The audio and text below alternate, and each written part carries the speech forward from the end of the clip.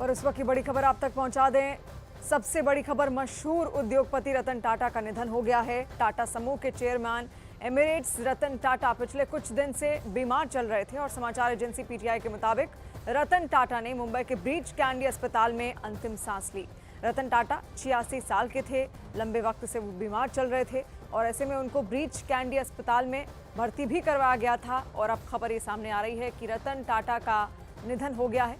उन्होंने मुंबई के breach candy अस्पताल में ही अंतिम सांस यहां पर ली है। तो भारत के मशहूर उद्योगपति वो रहे हैं और कई सारे सम्मान भी उन्हें मिले हैं।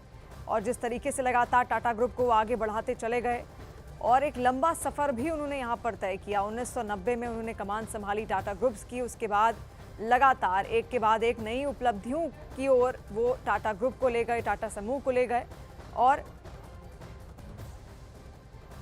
लंबे समय तक उन्होंने एक लंबी पारी उद्योग जगत में खेली और कई लोगों को प्रेरित भी किया।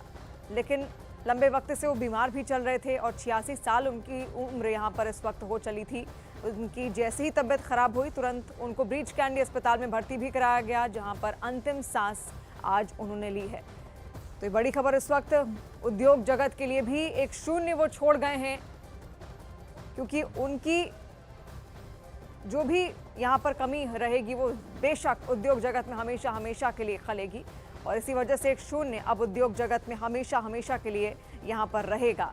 मात्र 86 साल की यहाँ पर उनकी ये उम्र थी, जहाँ पर आखिरी सांस उन्होंने ब्रीच कैंडी अस्पताल में ली है। और इस वक्त हमारी सहयोगी हमारे साथ जुड़ रही हैं, प्रीति सोनपुरा। प्रीति, और क्या जानकारी फिलहाल हासिल हो रही है? रतन टाटा पिछले कुछ दिनों से ब्रीच कैंडी अस्पताल में एडमिट थे। उनका इलाज चल रहा था, जैसे कि 3 दिन पहले भी खबर आई थी कि रतन टाटा को एडमिट किया गया है। उस वक्त उनके ट्विटर हैंडल से कहा गया था कि वो किसी निजी चेकअप के लिए अस्पताल में गए थे।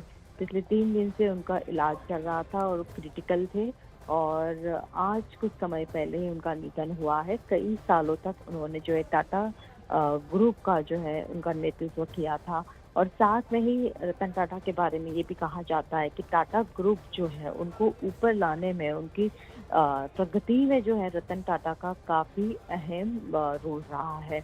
ये भी कहा जा रहा है कि रतन टाटा के बारे में ये भी कहा जा रहा है कि पिछले कई दिनों से जो है वो काफ़ी टाटा ग्रुप की कई मीटिंगों में भी एक्टिव थे, लेकिन पिछले कुछ समय से जो है उन्होंने पूरी तरीके से जो है अपने आप को जो है बाकी सामाजिक कार्यों में उन्होंने अपने आप को उनके काम में वो कर रहे थे। लेकिन आज कुछ समय पहले ही, 3-4 दिन पहले ही, जब उनको हॉस्पिटल में एडमिट किया गया था क्योंकि उनको सांस लेने में दिक्कत आ रही थी, उसके बाद उनको एडमिट किया गया था और कल से ही जो है ये कहा जा रहा है कि उनकी हालत जो थी काफ़ी नाजुक थी और उनको आईसीयू में शिफ्ट कर दिया गया था।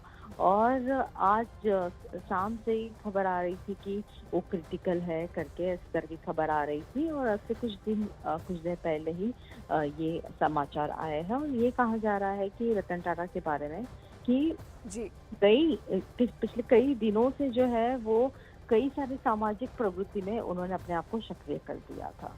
जी, तो बेशक ये बहुत बड़ी खबर और एक बड़ा झटका पूरे टाटा समूह को भी यहाँ पर लगा, क्योंकि अंतिम सांस आज ब्रीच कैंडी अस्पताल में यहाँ पर रतन टाटा की ओर से ले ली गई है। 86 साल उनकी उम्र थी और जैसा हमारी सहयोगी प्रीति भी बता रही थी कि कुछ वक्त से वो कई सारी चीज़ों से दूर हटते लगातार जा रहे थे, क्योंकि उनका शरीर उनका साथ नहीं दे पा रहा था। सांस लेने में उनको तकलीफ हो रही थी और सांस लेने में जब उनको तकलीफ महसूस हुई तो 2 से 3 दिन पहले ही उनको अस्पताल में भर्ती करवाया गया और आज ये खबर निकल कर सामने आई जब 86 साल की उम्र में उन्होंने अंतिम सांस यहाँ पर ली है।